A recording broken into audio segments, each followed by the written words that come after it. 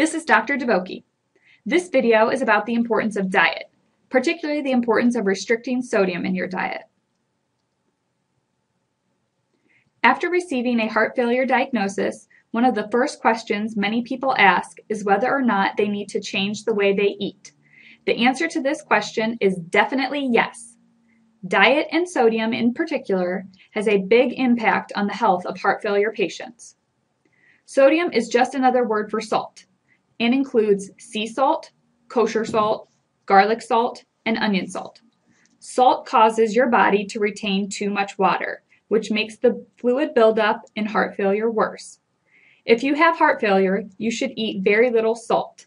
Aim for less than 1,500 to 2,000 milligrams of sodium per day. Although you may not like it at first, give yourself time to get used to eating less salt. This is a new way of life, not just a diet. Your taste buds will adjust after 2 to 3 weeks and become more sensitive, giving you the same effect from lower salt levels. With heart failure, the heart is not moving blood around your body as efficiently as it should, so blood backs up and the fluid from blood enters the body tissues. Sodium plays a major role in the amount of water your body stores. When you ingest too much sodium, water builds up in your body, making your heart work harder than usual. For heart failure patients, this can make symptoms worse and very hard to control. You may experience shortness of breath and edema or swelling.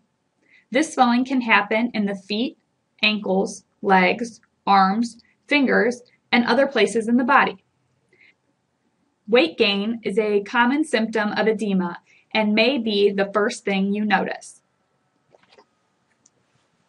Before we continue, let's review for a moment with a small quiz.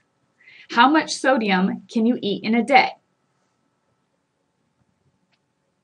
If you said less than 1,500 to 2,000 milligrams of sodium per day, you're correct.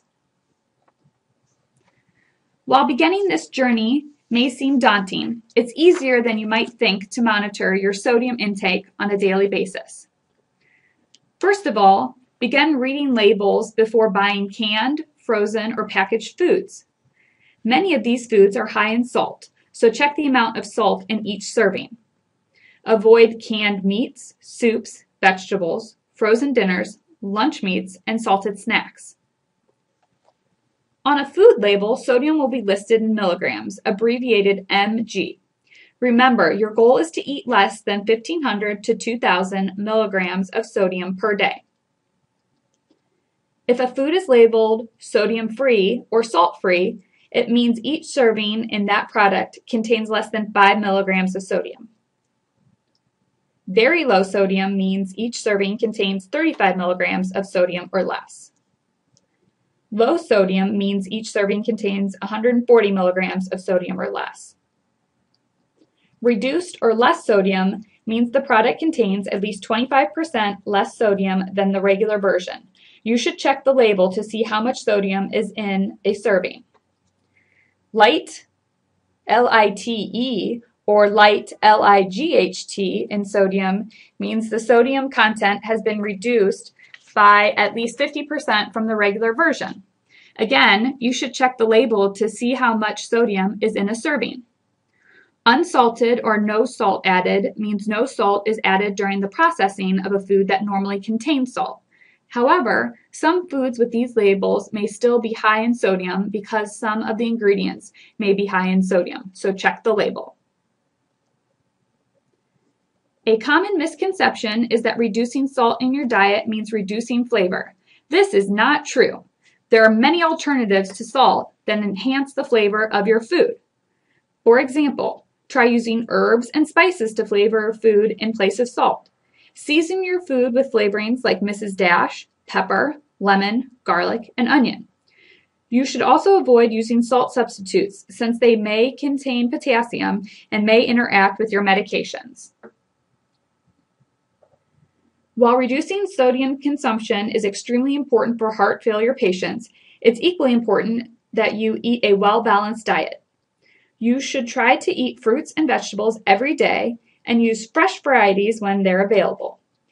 If you can't find something fresh, choose a frozen product over canned, as it will have less sodium. If you do use canned foods, rinse them before cooking to remove some of the salt. Choose meats that can be broiled, baked, or grilled instead of fried. You can get ideas on how to prepare these healthy food choices with a cookbook of low-salt recipes. Use the flavor enhancers we already talked about to avoid adding salt when cooking. It's also a good idea to decrease temptation by removing the salt shaker from the table. Here are some additional tips to help you reinvent your eating habits. Add more complex carbohydrates and fiber to your diet for their added energy and nutrients. Cut back on instant or flavored rice, pasta, and cereal mixes, which usually have added salt. Choose convenience foods that are lower in sodium. A meal does not have to be just meat and potatoes. They can be the main dish with mixed greens, salads, or fruit as your side dish. Choose leaner meats like chicken, turkey, or roast beef. Make a baked potato with vegetable toppings instead of eating French fries or potato chips. Choose low-salt snacks or no-salt pretzels or crackers, air popcorn, or low-fat frozen yogurt. Avoid using cheese or choose low-sodium versions. When preparing a pizza, choose vegetable toppings like green peppers, onions, and mushrooms, and use sauce and cheese sparingly. Avoid using high-sodium bottled dressings or marinades, and cut back on high cholesterol, high-fat foods, especially those high in saturated fat like meat, egg yolks, whole milk, and butter, and use less sugar. Eating out can be especially difficult for people trying to reduce their sodium intake, but you can still eat in restaurants by practicing moderation and making wise choices. Here are some helpful hints to get you started. If you're easily tempted, avoid all-you-can-eat style restaurants or buffets. Instead, choose a restaurant with a wide variety of menu items. Use portion control or ask for lunch-size portions to limit sodium intake. Do not hesitate to make special requests of the kitchen if necessary. An example of special requests might be no added salt, soy sauce, or MSG, sauces on the side, extra lettuce, tomato, or onion, substituting salad for slaw, and asking for unsalted fries. Try carrying your own low-fat, low-salt salad dressing and limiting mustard and ketchup to less than 1 tablespoon. Thank you for watching. This concludes our first video on diet and heart failure. Please be sure to watch the second installment titled Sodium Restriction Part 2. And remember, improving your health is always within your reach.